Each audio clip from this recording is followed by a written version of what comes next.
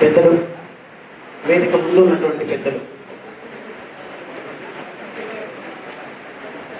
ఆహ్వానితులు, print and electronic media సోదరులు అందరికీ కూడా హృదయపూర్వక నమస్కారం.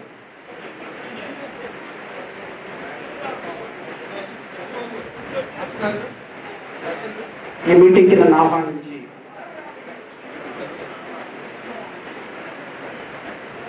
భారతదేశంలోనే అత్యంత దుర్మార్గకరమైనటువంటి ఒక తీర్పు మీద కొంత ప్రజలకు అవగాహన కల్పించమని కోరినటువంటి ప్రకాశం జిల్లా ఉద్యోగ సంఘాలందరికీ కూడా హృదయపూర్వక నమస్కారాలు. సోదరులారా, నా ముందు చాలా మంది పెద్దలు మాట్లాడారు, అమ్మాయి కూడా మాట్లాడింది. నా ముందు ఉన్నటువంటి చాలా మంది 30-40 సంవత్సరాల నుంచి దళిత ఉద్యమాల్లో అంబేద్కరిజం మీద చాలా గొప్ప అధ్యయనం చేసినటువంటి వ్యక్తులు.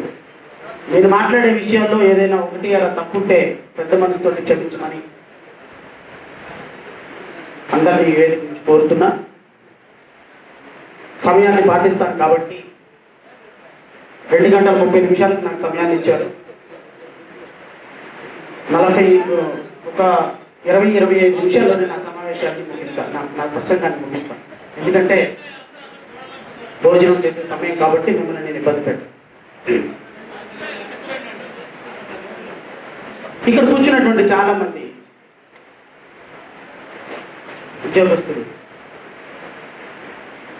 ఒక 30-40 సంవత్సరాలు వెనక్కి వెళ్ళిపోతే మన అమ్మా నాన్న లేకపోతే మన తాతయ్య చాలా మంది ఈరోజు తినడానికి అన్నం లేదు, వండింది సరిపోయింది, కూర లేదు, నీళ్ళల్లో అన్నంలో నీళ్లు వేసుకుని తినాలి, లేకపోతే మజ్జిగ వేసుకుని తినాలి, ఈరోజు ఇంకా నాన్న డబ్బు తేలేదు, వండుకోలేదు, ఇలాంటి పదాలు కొన్ని వందల సందర్భాల్లో వినుంటారు. అదృష్టం కొద్దీ ఒక మహనీయుడు ఇచ్చినటువంటి రిజర్వేషన్ ఫలితాలు, ఒక మహనీయుడు తీసుకున్నటువంటి త్యాగ ఫలితాలు ఈరోజు మనం ఒక 6 నెలల పాటు ఉద్యోగానికి వెళ్ళకపోయినా మనం బ్రతకగలిగేటువంటి, రోజుకి 3 కూరలు వేసుకుని తినగలిగేటువంటి ఒక అద్భుతమైనటువంటి జీవితాన్ని ప్రసాదించినటువంటి ఒక డాక్టర్ బాబాసాహెబ్ అంబేద్కర్ మహనీయుని పుణ్యమహని. ఒక్క పూట 1 గంట అన్నం లేట్ అయితే ఏం పట్టించుకోవద్దు, బాధపడద్దు. అది నా పాట. ఒక పూట 1 గంట లేట్ అవుతుంది అంతే, ఏం కాదు. ఎందుకంటే కొన్ని సంవత్సరాల పాటు అన్నం లేకుండా అన్నంలో నీళ్లు పోసుకొని తిరిగినటువంటి బతుకుల నుంచి పొద్దున మధ్యాహ్నం సాయంత్రం బిర్యానీ వండుకొని 3 కూరలు తినేటువంటి అత్యద్భుతమైనటువంటి జీవితాల్లోకి వచ్చాం కాబట్టి, ఒక్కరోజు తినకపోతే ప్రాణం పోదు కాబట్టి, మన ప్రాణం కంటే విలువైన ఆత్మాభిమానాన్ని పరిరక్షించుకోవాలి కాబట్టి 1 గంట సేపు త్యాగం చేయమని మిమ్మల్ని అందరూ నేను కోరుతున్నాను. నేను ఆగస్టు 1వ తారీఖు నుంచి చాలా సందర్భాల్లో చాలా మంది మీటింగ్లు విన్నా, అభిప్రాయాలు విన్నా. ఈ అభిప్రాయం చెప్పబోయే ముందు ఉద్యమాల గడ్డ ఈ ప్రకాశం జిల్లా గురించి ఒక మాట చెప్పాలి. సోదరులారా, నా జీవితంలో ఒక అద్భుతమైనటువంటి కళ ఏంటి అంటే జడ్జి అవ్వాలి అని. 28 సంవత్సరాలకి జడ్జి అయినటువంటి ఆంధ్రప్రదేశ్ రాష్ట్రంలో చిన్న వయసుకు ఎస్సీ వ్యక్తిని నేను.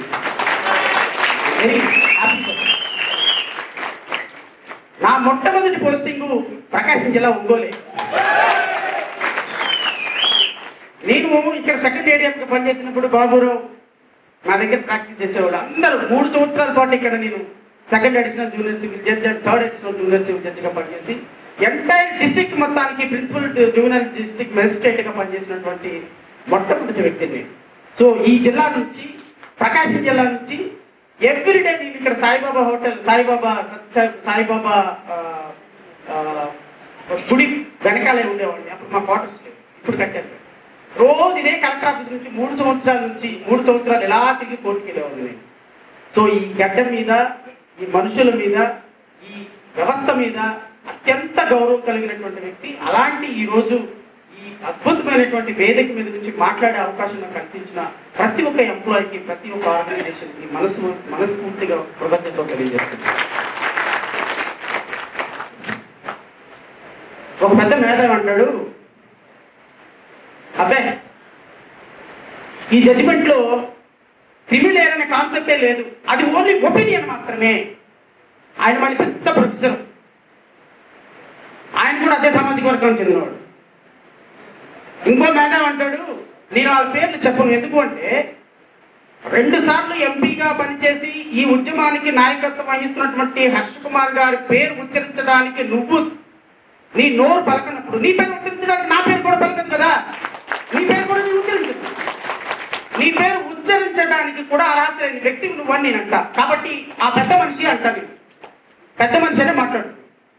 పెద్ద మనుషులు చాలా మంది ఈ మధ్యకాలంలో, నేను ఈ జడ్జిమెంట్ గురించి విశ్లేషణ చేసేటప్పుడు, అబ్బాయి క్రిమిలేయర్ సిస్టమ్ లేదు, అసలు క్రిమిలేయర్ అనేది ఒక ఒపీనియన్ మాత్రమే, క్రిమిలేయర్ అసలు ఒపీనియన్ ఇచ్చినటువంటి జడ్జిలకి వ్యవస్థ విలువ లేదు అనేటువంటి ఒక మాట మాట్లాడు. మనకి తెలుగులో ఒక సామెత ఉంది, కొండనాలికి మందేస్తే ఉండనాలికి పోయింది. నేను 6-7 తరగతుల్లో కూడా ఒక చిన్న కథ చదివేవాడిని.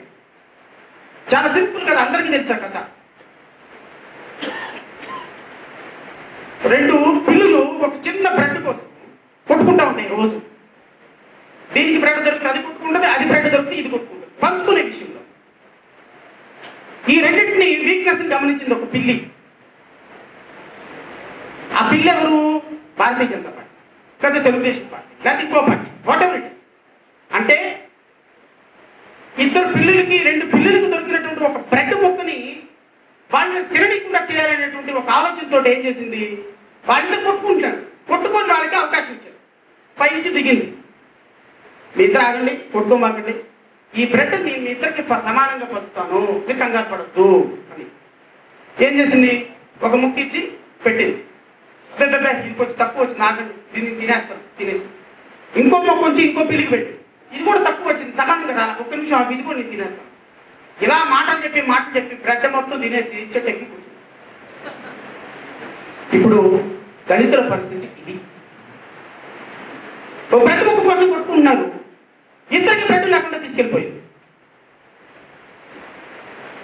ఇప్పుడు ఈ సోకాల్డ్ పెద్ద మనిషి దేనికోసమైతే రిజర్వేషన్ ఏబిసిడి వర్గీకరణ అని సుప్రీంకోర్టులో పోరాడి బయటకు వచ్చి ప్రధానమంత్రి మోడీ కాళ్ళు పట్టుకొని పక్కన కూర్చొని ఏడ్చి,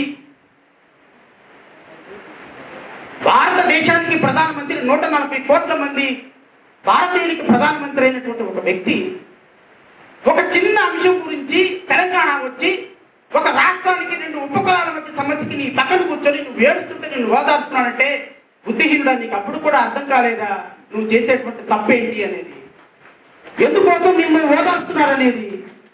ఎందుకోసం ఓదార్స్తున్నారంటే ఓట్ల కోసం.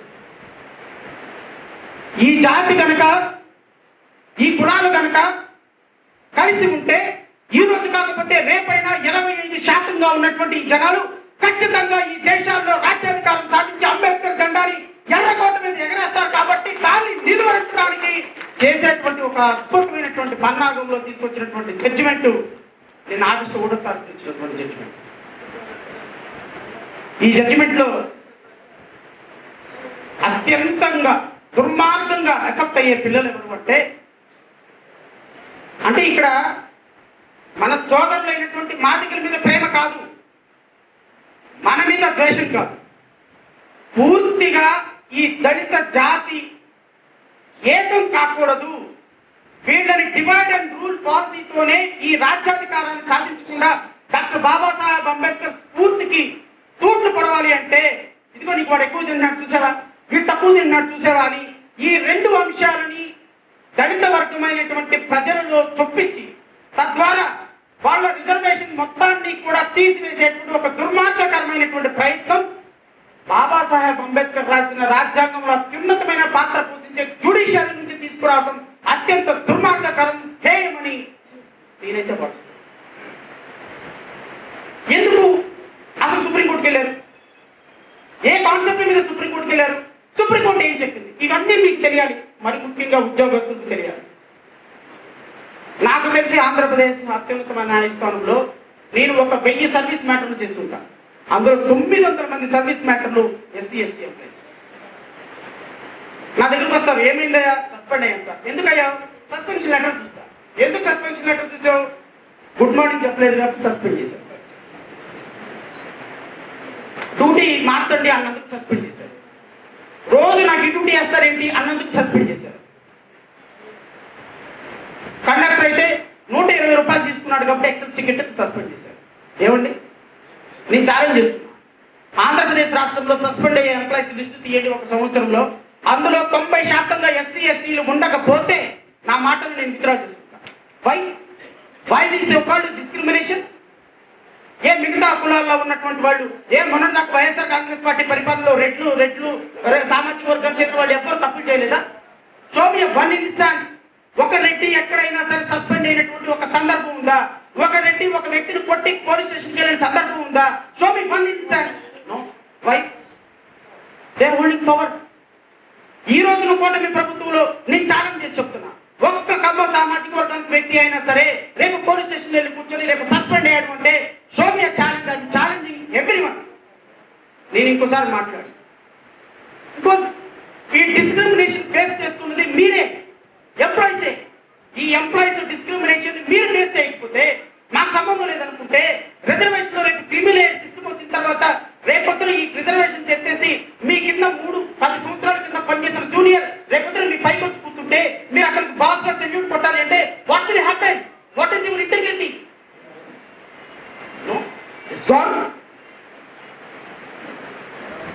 రేపు ఉదయం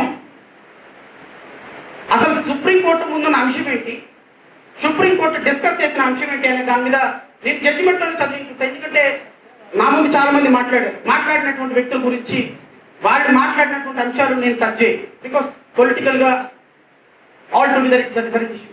but you being employees of state government or central government or whatever, ఈ people must know what judgment says, what judgments depict, what judgment affecting your future prosperity. Unless and until you people does not know what is happening to be going to be happening tomorrow, you people never revert at all. మీరు simple గా ఖాళీ కింద కూర్చుంటారు, ఏం కాదు మాకు ఏం కాదు. సోదరులారా, మొత్తం 7 జడ్జిల ధర్మాసం. నాకు తెలిసి ఒక్క నిమిషం, ప్లీజ్ డోంట్ ఇంటరప్ట్. చాలా మంది మేధావులు కానీ యూట్యూబ్ విశ్లేషకులు కానీ సోకాళ్ళు మేధావులందరూ కూడా అసలు క్రిమి లేయర్ సిస్టమ్ లేదు, జడ్జిమెంట్ అద్భుతం అంటున్నారు. ఈ జడ్జిమెంట్ ఎలా అద్భుతమో నేను ఈ రోజు విశ్లేషించేసిన తర్వాత నేను ఓపెన్ ఛాలెంజ్ చేస్తున్నా. ఆంధ్రప్రదేశ్ తెలంగాణ రాష్ట్రంలో ఏ నాయకుడితో చర్చకైనా సరే సిద్ధంగా ఉంటాను. ఈ రాష్ట్రంలో ఒక దళిత జాతి మీద పాశవికంగా జరుగుతున్నటువంటి దాడిని ఖండించకపోతే భవిష్యత్తులో నిలువ నీడ లేకుండా పోవడానికి కారణభూతమైనటువంటి జడ్జిమెంట్, ఈ జడ్జిమెంట్ మీ అందరికీ కూడా చదివి నేను వినిపిస్తాను. సోదరులారు, మొత్తం 7 జడ్జిలు రాశారు. 7 జడ్జిల్లో ఫస్ట్ 2 జడ్జిలు చంద్రచూడ్, ఆనరబుల్ చీఫ్ జస్టిస్. ఇంతగా మా జీవితాలలో ప్రాణం కంటే విలువైనటువంటి రిజర్వేషన్లు తీసివేసి తలలేని మొండెంగా మా బతుకుల్ని మార్చిన still I am calling Honorable Chief Justice and Honorable Supreme. Why? Because Dr. Baba Saheb Ambedkar ఇచ్చినటువంటి సంస్కృతి మాకు ఇచ్చినటువంటి సంస్కృతి, బికాస్ కాన్స్టిట్యూషన్ లో అది ఒక అద్భుతమైనటువంటి అంగం కాబట్టి still we are respecting Honorable Supreme Court of India, Honorable Supreme Court Justice. 2 జస్టిస్లు, ఇవంతా 7 జస్టిస్లో doctor Chandrachud and Manoj Mishra, they didn't touch creamy layer. వాళ్ళు క్రిమిలేయర్ సిస్టమ్ ని టచ్ చేయాలి. ఎంత జడ్జిమెంట్ ఉంది అనేది మీకు అందరికీ అర్థం కావాలి. చాలా మంది నో మెయిన్ జడ్జిమెంట్ లో డైరెక్షన్ లేదు కదా, మెయిన్ జడ్జిమెంట్ లో డైరెక్షన్ లేనప్పుడు క్రిమినల్ ఏరియా ఎట్లా అవుతుంది అని కొంతమంది ప్రొఫెసర్లు మాట్లాడుతున్నారు, కొంతమంది మేధావులు మాట్లాడుతున్నారు. దాని నుంచే అంటే D Y Chandrachud and Manoj Mishra criminal area system ని ఎక్కడా కూడా మాట్లాడారు. నెంబర్ 1. నెంబర్ 2, ఈ జడ్జిమెంట్ ని జస్టిస్ గవాయ్ అని 3వ జడ్జి సపరేట్ గా జడ్జిమెంట్ రాశాడు. అంటే నార్మల్ గా 7 జడ్జిల ధర్మాసనంలో 7 జడ్జిలు సపరేట్ గా జడ్జిమెంట్ రాయొచ్చు, అది వాళ్ళకి హక్కు ఉంది. ఎవరైనా సరే మేము జడ్జిమెంట్ సపరేట్ గా రాసుకుంటామంటే రాసుకోవచ్చు. బికాస్ ప్రతి వర్డ్ ఏ జడ్జి ఇచ్చినా కూడా ఆ ప్రతి వర్డ్ డైరెక్షన్ కిందే లెక్క. సుప్రీంకోర్టు జడ్జిల్స్ 7 ధర్మాసనంలో రాసిన ప్రతి వర్డ్, కొంతమంది ఏం చేస్తారు అంటే ఒక జడ్జికి ఆథరైజేషన్ ఇస్తారు, మిగతా 6 సంతకాలు పెట్టేస్తారు. We are concurring with his opinion. మిగతా జడ్జిలు ఏం చేస్తారు, లేదండి నేను సొంతగా జడ్జిమెంట్ రాసుకుంటాను. ఈ 7 జడ్జిల ధర్మాసనంలో ఒకే ఒక judge Bela Trivedi no A B C D వర్గీకరణ చెల్లదు, ఇది నా సొంత ఒపీనియన్, ఏబిసిడి వర్గీకరణ అనేది రాజ్యాంగ విరుద్ధం, ఏబిసిడి వర్గీకరణ వివి చెన్నయ్య కేసు అనేది వ్యతిరేకం అని బేలా త్రివేది అని హోనరబుల్ జస్టిస్, ఒక lady justice, she has given a dissent judgment. So 6 జడ్జిల్లో number 2 first judge and second judge criminal area touch చేయాలి. గవాయ్ జస్టిస్ ఉన్నాడు, ఏం చేశారు, సైకోలోకి వస్తే కానీ తీర్థం కాదు కాబట్టి జస్టిస్ గవాయ్ ఈ మహానుభావుడు సో కాల్డ్ క్రిమినల్ ఏరియా ని సిస్టమ్ ని ఇంట్రడ్యూస్ చేశాడు ఈ జడ్జిమెంట్ లో. ఈ మహానుభావుడు ఒక దళిత జడ్జి. నేను ఈ మహానుభావుడిని అడుగుతున్నా, ఈయన చాలా పెద్ద ఫైండింగ్ ఇచ్చాడు. రిజర్వేషన్స్ ఎక్కడో పోని, అసలు ఇప్పటికే సోషల్ ఎకనామికల్లీ చాలా గొప్పగా అయిపోయినాం, దళితులు అద్భుతమైపోయినారు, దళితులకు అసలు డిస్క్రిమినేషన్ లేదు, ఎక్కడో ఒకళ్ళు ఎదురు ఫేస్ చేస్తే అందరికి రిజర్వేషన్స్ ఇవ్వాలా అని ఒక దళిత జడ్జి చేత రాయించారు. This is the most unfortunate point on this judgment. ఈ దళిత జడ్జి ఈయన తెల్లవారి జడ్జిమెంట్ వచ్చేటప్పటికి ఆ పిచ్చోడుకు తెలియదా, అందరూ నేను ఒక మాట అడుగుతున్నా, భారతదేశం మొత్తంలో ఈ జడ్జిమెంట్స్ చదివిన వాళ్ళలో 7 జడ్జిల్లో ఒక్క జడ్జి క్యాస్ట్ తప్ప మిగతా 6 జడ్జిల క్యాస్ట్ ఎవరైనా చెప్పగలరు చెప్పండి? Not even single judge caste was captured by the media. Not even single judge caste captured by the media. 6 జడ్జిలు 7 జడ్జిలు ఎప్పుడు కూడా చెప్పలా. తెల్లవారి పేపర్లో ఏమొచ్చింది తెలుసా, ఏబిసిడి వర్గీకరణకు సుప్రీంకోర్టు అనుకూలం, ఒకే ఒక్క జడ్జి దళిత జడ్జి, ఈ జడ్జి దీనికి క్రిమినల్ సిస్టమ్ అప్రూవ్ చేశాడు అని. ఆ పిచ్చోడికి అర్థం కాలేదు ఏంటంటే, నువ్వు సుప్రీంకోర్టు జడ్జి అయినా నీ వెనక ముందు దళిత అని పదం కలిపి నిన్ను ఇప్పటికే అస్పృశ్యులు చేశాడు, సుప్రీంకోర్టు జడ్జి అయినా నేను వెంటాడుతానే ఉందన్న విషయం ఆయనకు తెలియదు. Media Dalit judge that itself you are entitled for the reservation. Shravan Kumar ఎంత గొప్పవాడైనా ఎస్సీ, మర్రి వెంకట్రావు ఎంత గొప్ప ఉద్యమ నేత అయినా ఎస్సీ, కట్పద్మరావు గారు ఎంత గొప్ప నేత అయినా ఎస్సీ. ఏంటి ఎస్సీ వాడు ఎంత తెలివిగా ఉంటే కూడా, బాబురావు నాకు తెలిసి లాయర్ నా దగ్గర, అందరూ ఏమనుకున్నారంటే సెకండ్ ఏడియం కోర్టు అంటే విజయవాడ ఒంగోలులో చాలా జ్యూరిస్డిక్షన్ ఉన్నప్పుడు చాలా పెద్ద కోర్టు, అందరు బెయిల్ అప్లికేషన్ నా దగ్గరే ఉంటాయి. ఎవరు వస్తున్నారు, జడ శ్రవణ్ కుమార్ ఎస్సీ, ఎస్సీ వాడు ఏముంటే అంత పెద్ద ఉండదు కదా అనుకున్నారు. తర్వాత నేను వచ్చిన తర్వాత ఎలా వచ్చేసాను ఏంటనేది వాళ్ళకి తెలుసు. సో అంటే ఒక చూడగానే ఒక వ్యక్తి క్యాస్ట్ చూడగానే వ్యక్తి మీద పడేటువంటి ఒక మచ్చే రిజర్వేషన్స్ కి మూలం. జస్టిస్ గవాయ్ ఏం చెప్పాడో చూస్తాను మీతో. పేజ్ 280లో the finding of mister M Nagaraju, Jarnail Singh and Devender Singh to the effect that creamy layer principle is also applicable to scheduled caste and scheduled tribes lays down the first proposition of law that the criteria for exclusion of the creamy layer from the scheduled caste and scheduled tribe for the purpose of affirmative action could be different from the criteria of applicable to the backward classes. అంటే SC ఎస్టీలకి క్రిమి layer కూడా apply చేయాలి అనేది ఈ justice Gavai 3వ judge ఈ judgement లో రాశారు. Is it not direction? ఇక్కడ ఉన్న ఎంప్లాయీస్ అందరూ చూస్తున్నారు కదా, ఈజ్ ఇట్ నాట్ డైరెక్షన్? ఈ జడ్జి ఇచ్చినటువంటి డైరెక్షన్ ని నేను ఇప్పుడు కూడా చెప్తాను. ఈ జడ్జి ఇచ్చిన డైరెక్షన్ ని justice Vikram Nath, is the 4th judge, justice Vikram Nath. ఈ విక్రమ్నాథ్ ఏమంటాడు చూద్దాం.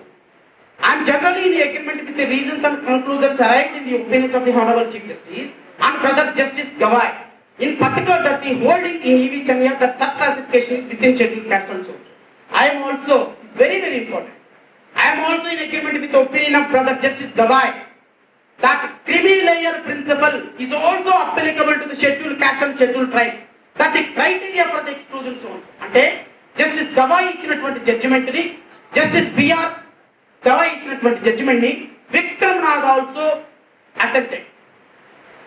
Vikram Nath justice also accepted. Number 4, వీళ్ళిద్దరు ఒపీనియన్ ని జస్టిస్ పంకజ్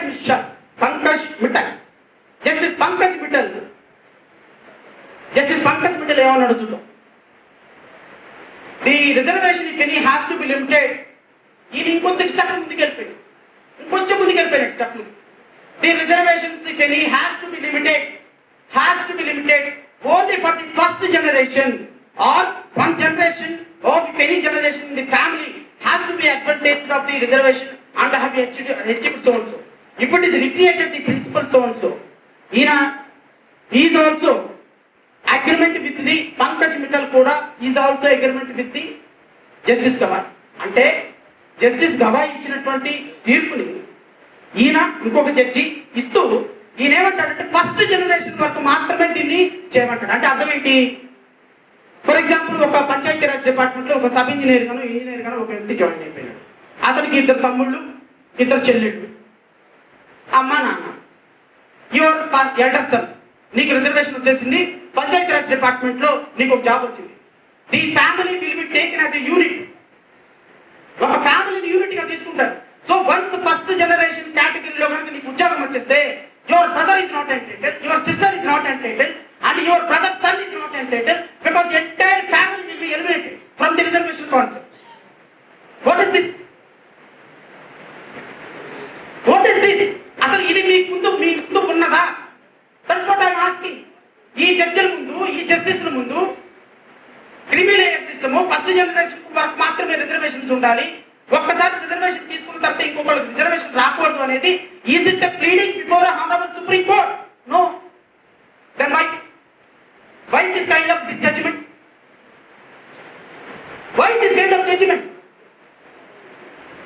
అంటే ఒక అన్నయ్యకి ఉద్యోగం వస్తుంది, పెళ్లి చేసుకుంటాడు, వెళ్ళిపోతాడు. వాళ్ళ ఆవిడ తమ్ముడిని చూడలేదు, అన్నయ్యని చూడలేదు. మనం చూస్తున్నాం కదా మన ఫ్యామిలీస్ లో. మరి వాట్ అబౌట్? అంటే మా అన్నయ్యకి ఉద్యోగం వచ్చింది కాబట్టి ఆ ఫ్యామిలీకి ఎవరికి ఉద్యోగం రాకూడదా? ఇంకా అచ్చలికి ఎవరికి ఉద్యోగం రాకూడదా? అన్నయ్య చూసుకుంటాడా, చూసుకోడా, మంచి చెడ్డ అవసరం లేదా? So Pankaj Mishra and last judge justice Satish Chandra Sharma. And I have heard the privilege of reading of the lucid and detailed opinions authorized by the Honorable Chief Justice and so and Mr. Gawai respectively. I am fully in agreement with both the opinions of the extent of the validity of subclassification with scheduled caste has to be held continuously permissible. Moreover, I am fully in agreement with the opinions of that the exercise involving subclassification by the state must be supported by empirical data and ought to be so and so. However, on the question of applicability of the creamy layer principle to scheduled caste or scheduled tribe, I find myself in agreement with the view expressed by Justice Gawai. This is the 4th judge. So, 7 జస్టిస్లో 4 జడ్జిలు creamy layer approve చేసిన తర్వాత where is the question of going back? Because it's a majority judgment. So అందుకోసమనే చాలా అద్భుతంగా ప్రధానమంత్రి Modi creamy layer touch చేయరు. Very good. ఈరోజు టచ్ చేయరు, రేపు ఎల్లుండి, ఆ తర్వాత రేపు ఆంధ్రప్రదేశ్ ప్రభుత్వం అంటది అబ్బాయి ఇంకో ఒక ఉద్యోగం వచ్చినోడికి ఇంకో ఉద్యోగం లేదు, రిజర్వేషన్ క్లోజ్. అది మాదికి కావచ్చు, మా కావచ్చు, రెల్లి కావచ్చు, ఇంకోటి కావచ్చు. నేను అడుగుతున్నా ఈ సోకాలు మేధావుని, రేపొద్దున మీ మాదిక కులంలోనే మా సోదరుడికి ఒక కులంలో ఒక ఇంట్లో ఒక మాదిక సోదరుడికి ఒక ఉద్యోగం వస్తుంది. మాదిక సోదరుడికి ఉద్యోగం ఇవ్వరా? ఆ రెండో తమ్ముడికి ఉద్యోగం ఇవ్వరా? ఒక రెండు కులంలో ఉద్యోగం వస్తే ఆ తమ్ముడికి ఉద్యోగం ఇవ్వరా? ఒక జనరేషన్ లో ఉద్యోగం వస్తే రెండో జనరేషన్ ఉద్యోగం ఇవ్వరా? ఒక జనరేషన్ ఉద్యోగం చేసుకుని పెళ్లి చేసుకుని వెళ్ళిపోతే what about second generation? What about third generation? What about the sister, brother, other family members of the community? ఏ సోకాల్డ్ మేధావులరా? దీనికి సమాధానం చెప్పండి. ఎవరి దగ్గర సమాధానం లేదు. ఏంటంటే 1% 2% రిజర్వేషన్స్ మాదిగలకు తక్కువ వచ్చినాయి కాబట్టి మాకు రిజర్వేషన్స్ కావాలి. నేను చెప్తున్నా ఈ వేదిక నుంచి, ఇది కేవలం మా సమస్య మాత్రమే కాదు సోదరులు. This is a problem of entire country. భారతదేశంలో, ఆంధ్రప్రదేశ్లో, తెలంగాణలో, ఆంధ్రాలో ఉన్నటువంటి మాదిగ సోదరులు కూడా నేను రిక్వెస్ట్ చేస్తున్నా, don't believe a cunning fellow. అతను మొత్తం రిజర్వేషన్ ని మోడీకి జావత్తు తాకట్టు పెట్టడానికి వేసినటువంటి కుట్రలో భాగంగా ఈ జడ్జిమెంట్ వచ్చింది అని నేనైతే భావిస్తున్నాను. నేను మీకు కేవలం మాటలు మాత్రమే కాకుండా జడ్జిమెంట్ లో ఉన్నటువంటి 570 పేజీల జడ్జిమెంట్ క్షుణ్ణంగా చదివి relevant points, relevant judges observation కూడా నేను మీతో చెప్పాను. నేనేమి దాచిపెట్టలేదు, నా సొంత కవిత్వం కానీ కాదు. whatever judges said in the judgment, I just read before you and just I explained. ఇప్పుడు చెప్పండి, రిజర్వేషన్ ఫస్ట్ జనరేషన్ కి రేపు పొద్దున మేము పరిమితం చేస్తామని ఈ సోకాలు చంద్రబాబు నాయుడు రేపు జీవో ఇచ్చాడు అనుకోండి, ఏం చేస్తాడు? సుప్రీంకోర్టు చెప్పింది నేను చేశాను, నన్ను ఏం చేయమంటా ఉంటాడు. అప్పుడు మీరేం చేస్తారండి? రేపు క్రిమిలేయర్ ఇచ్చాను, క్రిమిలేయర్ పెట్టామయ్యా, సుప్రీంకోర్టు చెప్పింది నేను చెప్పింది. అసలు క్రిమిలేయర్ నీ ముందు ఎవడు అడిగాడు? ఫస్ట్ జనరేషన్ కి రిజర్వేషన్ చేయమని నిన్ను ఎవడు అడిగాడు? రేపు పొద్దున ఆంధ్రప్రదేశ్ రాష్ట్రంలో, తెలంగాణలో 2 రాష్ట్రాల్లో రిజర్వేషన్స్ క్రిమిలేయర్ పెట్టి ఫస్ట్ జనరేషన్ కి, థర్డ్ జనరేషన్ కి, సెకండ్ జనరేషన్ ని దీన్ని చేస్తే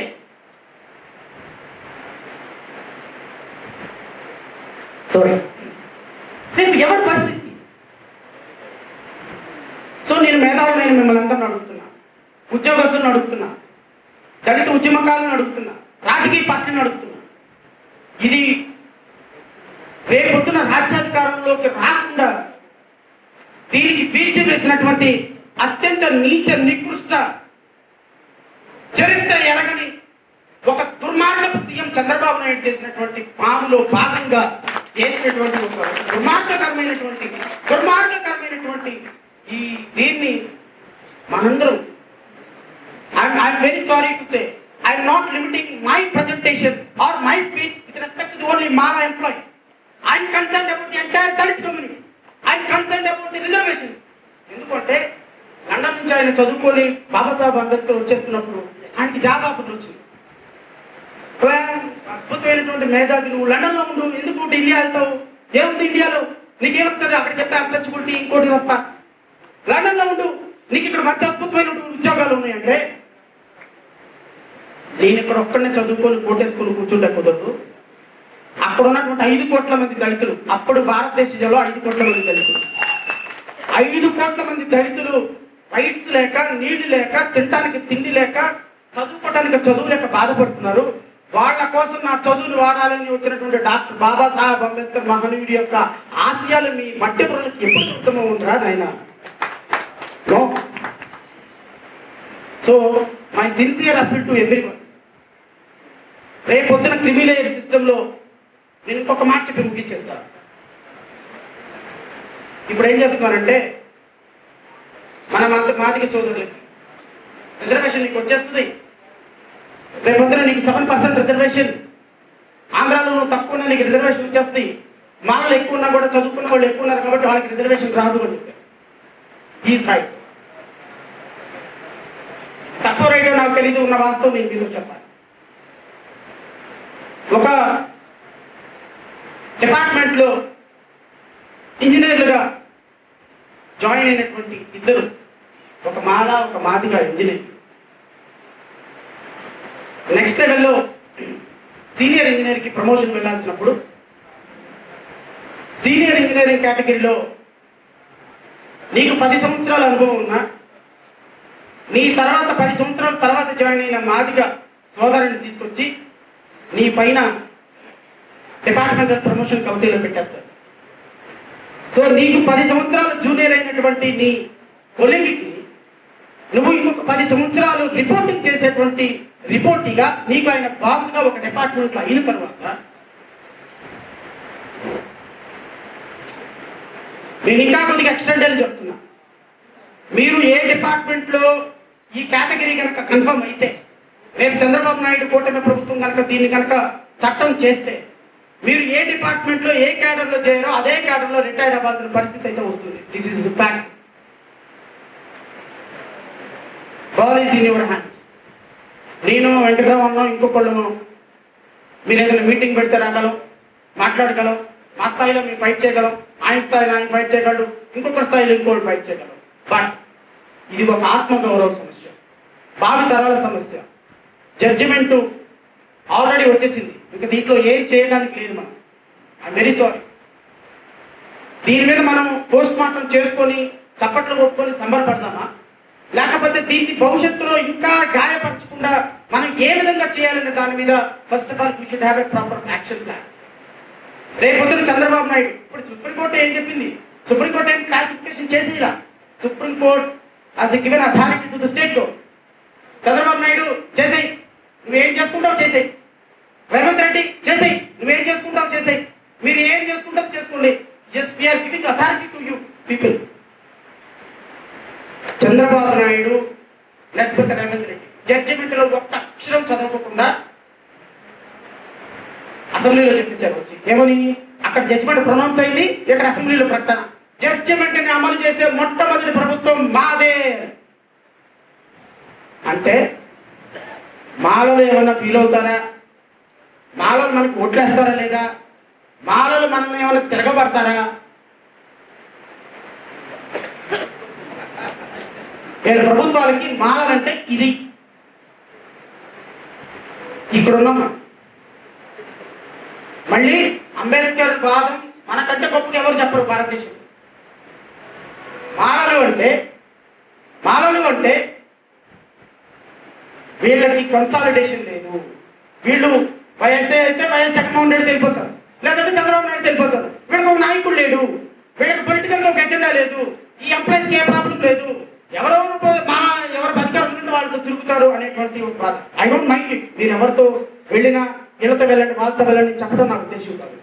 ఒక పొలిటికల్ పార్టీగా లక్షల మంది ఉన్నటువంటి మన సమూహాన్ని కేవలం వాళ్ళు ఓటు బ్యాంకుగా మాత్రమే చూసి రిజర్వేషన్ తీసేసే సందర్భంలో, సుప్రీంకోర్టు జడ్జిమెంట్ వచ్చిన సందర్భంలో కనీసం మిమ్మల్ని పిలిచి జడ్జిమెంట్ ఎగ్జామిన్ చేసి మీతో సంబంధింపులు చెప్పి మీకు ఎలా చేయాలి ఏం చేయాలి అనే ఆలోచన కూడా చేద్దామన్న ఆలోచన కూడా వాళ్ళకి లేకుండా జడ్జిమెంట్ అలా అనౌన్స్ అవ్వగానే ఒక్క అక్షరం చూడకుండా మాదిగలకి మీ ఫేవర్ అని చెప్పగలిగిన స్థాయిలో ఒక రాజకీయ పార్టీ ఉంది అంటే మనం ఎక్కడున్నామండి? మన స్థాయి ఏంటండి? మన గౌరవం ఏంటండి? ఏమీ లేదు. వాళ్ళ ఇంట్లో కప్పు ఇచ్చే కాఫీ ఇచ్చేటువంటి అటెండర్తో కూడా మనల్ని వాళ్ళు పోల్చడం లేదు. కాబట్టి ఇప్పటికైనా సరే మన భవిష్యత్తు, మన భావితరాల భవిష్యత్తుని కాపాడాలనేటువంటి ఆలోచనతో మీరు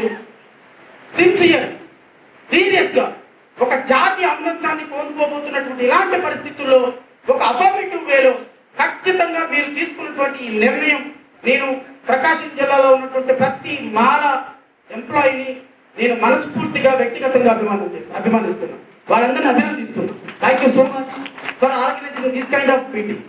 అండ్ ఇక్కడ ఉన్నటువంటి చాలా మంది సీనియర్ నాయకులు చాలా మంచి గైడెన్స్ ఇస్తారు. వాళ్ళ గైడెన్స్ తీసుకోండి. భవిష్యత్తులో మన మీద జరిగేటువంటి పాశవికమైన దాడిని మనం ఖచ్చితంగా ఎదుర్కోవాలని మనస్ఫూర్తిగా కోరుకుంటూ ఇలాంటి ఇంకా చాలా అంశాలు ఉన్నాయి మాట్లాడాల్సి, బట్ టైం లేదు. మళ్ళీ ఏదైనా అవకాశం దొరికినప్పుడు, వేదిక దొరికినప్పుడు, మీ అందరితో కలిసి మాట్లాడే అవకాశం దొరికినప్పుడు మాట్లాడతాను. ఖచ్చితంగా మీ అందరూ ఈ జడ్జిమెంట్ని లైట్గా తీసుకోవద్దు. నేను ఇంకొక మాట కూడా చెప్తాను. నిజంగా కనుక ఈ ఐక్యత కనుక మనం చూపించగలిగితే భావితరాలకి భవిష్యత్తులో రాబోయే ఇప్పుడు ఇదేంత తవల ball coming to the court of Chandrababu Naidu. Now Chandrababu Naidu has to form a committee. He has to get the empirical data, quantified data. He has to substantiate his law. ఇప్పుడు ఎవరెవరికి ఎంత రిజర్వేషన్ ఇవ్వాలనే దాని మీద పూర్తిగా ఆయన డేటా తీసుకొచ్చుకోవాలి, కమిటీ ఫామ్ చేయాలి. ఈ కమిటీని అడుగడుగున మనం అడ్డుకోవాల్సిందే. కమిటీ ఎక్కడ కలిగితే అక్కడ మనం అడ్డుకోవాల్సిందే. కమిటీ చేసేటువంటి దుర్మార్గం ఎక్కడుందండి? డేటా ఎక్కడుంది? రామరాజు కమిషన్ ఇచ్చేటప్పుడు ఈ దేశంలో కులగణన జరిగిందా ఇప్పటి వరకు? మాలలు ఎంతమంది, మాదిగలు ఎంతమంది, ఎవరు ఎంప్లాయీస్ అని దాన్ని కులగణన జరిగిందా? 2011లో జరిగిన సెన్సెస్ కి 2024కి దిక్కులేదు. ఈ రోజు వరకు జనాభా లెక్కల కోసం కులగణన చేయకుండా మీరు ఎలా ఎంపిరికల్ డేటా తయారు చేస్తారు? అంటే మీ చేతుల అధికారం ఉంది కాబట్టి ఒక నలుగురు పిలిచేసి కమిటీ రాసేసి మా ఇంతమంది ఉన్నారు మాది ఇంతమంది ఉన్నారని డేటా ఇచ్చేస్తారా? నో. తెలుగుదేశం కూటమి ప్రభుత్వాన్ని ప్రతి క్షణం ప్రతిపక్షాలు కలుపుకుందాం. అవసరమైతే జగన్మోహన్ రెడ్డిని సీల్లోకి దించుదాం, ఇంకొకరిని దించుదాం, ప్రతిపక్ష పార్టీని కలుపుదాం, రాజకీయంగా మీరు మాకు సపోర్ట్ ఇవ్వమని అడుగుదాం. పిల్లి ఎలక సామెతలాగా జగన్మోహన్ రెడ్డి కూడా అటు ఇటు ఉంటారంటే కుదరదు. ఇది support ABCD or you should reject ABCD whatever it. ఈ రోజు 40% మంది దళితులు నీకు ఓటేశారు నీకున్న దాంట్లో, బట్ నువ్వు దేనికి స్టాండ్ తీసుకుంటావని మనం అడగాలి. చంద్రబాబు నాయుడు క్లియర్ గా చెప్పాడు, పవన్ కళ్యాణ్ క్లియర్ గా చెప్పాడు, బీజేపీ క్లియర్ గా చెప్పింది we are supporting ABCD. But whatever other political party, yes, as a political party గా నేను చెప్తున్నా we are opposing ABCD. Bahujan Samaj Party they are also opposing ABCD. yes, I am inviting everyone. రండి, political పార్టీగా ఉద్యమాలు మీరు చేయండి, పొలిటికల్ పార్టీగా మేము సపోర్ట్ చేస్తాం, మా వాయిస్ మేము వినిపిస్తాం. బట్ మీరు రోడ్ల మీదకి వచ్చి పోరాటం చేయలేకపోవచ్చు. మా entire cadre also will be on the street ఖచ్చితంగా. సో కాబట్టి రేపు డేటా తయారు చేసే విషయంలో ప్రభుత్వాలకి మన నుంచి ప్రతిఘటన ఎదురు కావాలి.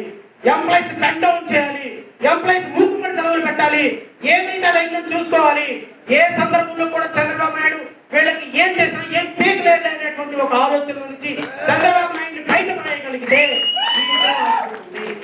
మనం జడ్జిమెంట్ మీద అనాలిసిస్ చేయడం ఎంత ఇంపార్టెంట్, జడ్జిమెంట్ ఇంప్లిమెంట్ కాకుండా మన మన దళిత సోదరులకి entire Mala Madiga, I'm not talking about only Mala, I'm talking about ఇవి మాదిగా వెళ్ళి 60 ఉపకులాల గురించి మాట్లాడుతుంది. రేపు ఉత్తర 60 ఉపకులాల్లో క్రిమిలేయర్ పెడితే 60 ఉపకులాల్లో ఫస్ట్ జనరేషన్ వరకు రిజర్వేషన్ అని పెడితే వాట్ విల్ హ్యాపెన్? ఆలోచించుకోవాల్సిందే కదా ఖచ్చితంగా. రేపొద్దున మన సోదరుడు ఈ రోజున నేను వెళ్ళిపోతాను, ఇంట్లో వెళ్ళిపోతాను, నాకు అవసరం లేదు, నా పెళ్ళ వెళ్ళిపోతాను అంటున్నాను. కొత్త పెళ్ళం కొత్త ముందు వెళ్ళిపోతానంటాడు మన తమ్ముడు. కాళ్ళు పట్టుకుని బతినాడు, అవసరమైతే దెబ్బ కొట్టాలి. నువ్వు వెళ్తే ఈ కుటుంబం చిన్నభిన్నమైపోతుంది, నువ్వు దళిత కుటుంబంలో ఒకడివి, నువ్వు వెళ్ళటానికి లేదు, బతిమాడదాం, కాళ్ళు పట్టుకుందాం, అవసరమైతే గొడవ పడదాం. కానీ అనర్థం జరగకుండా ఆపాల్సిన బాధ్యత పెద్దన్న పాత్ర మనం పోషించాల్సిన బాధ్యత ఉందనైతే అర్థం. సో రేపొద్దున ఏం చేయాలి, ఎలా చేయాలి అంటే రేపు ప్రభుత్వం ఇంకా యాక్షన్ స్టార్ట్ చేయాలి. ప్రభుత్వం యాక్షన్ స్టార్ట్ చేయకుండా ఉండాలి అంటే మన పవర్ ఈ రోజు ప్రకాశం జిల్లాలో చూపించినప్పుడు ఆంధ్రప్రదేశ్ మొత్తం తెలంగాణ మొత్తం చూపించగలగాలి. అప్పుడు ప్రభుత్వాలు భయపడతాయి. అమ్మో, ఎంప్లాయీస్ కన్సాలిడేట్ అయ్యారు, ప్రజలు కన్సాలిడేట్ అయ్యారు, 4th క్లాస్ ఎంప్లాయీస్ కన్సాలిడేట్ అయ్యారు, ఐపీఎస్ ఆఫీసర్ కన్సాలిడేట్ అయ్యారు, లాయర్లు కన్సాలిడేట్ అయ్యారు. No, we should not take any action without consultation. We must consult them and we must take a decision, affirmative decision without affecting their rights. Opinion కి రాకపోతే తూర్పు తిరిగి అందరూ దండ పెట్టాల్సింది. Thank you so much.